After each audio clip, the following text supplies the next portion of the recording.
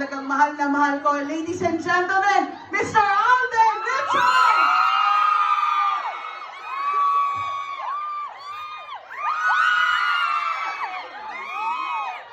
Ang kinikilig!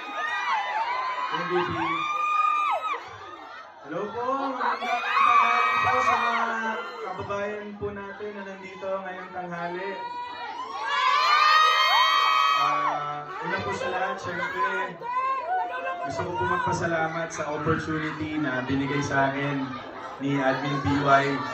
Of course, nagsimula naman po lahat ng to nung ginawa po namin yung pelikula namin na sinut po namin dito sa Hong Kong, which is Hello, Love, Goodbye.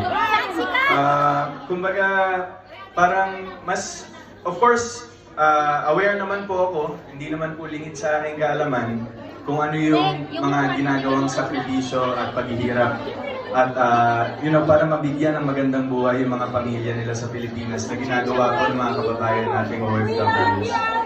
But since nagawa ko po yung pelikula, parang mas lumalim po yung pagmamahal ko sa mga OFW po nating kababayan. Kasi number one po, hindi naman po talaga madali na lumayo sa ating mga mahal sa buhay para magtrabaho, para kumita ng pera, mabigyan sila ng magandang buhay.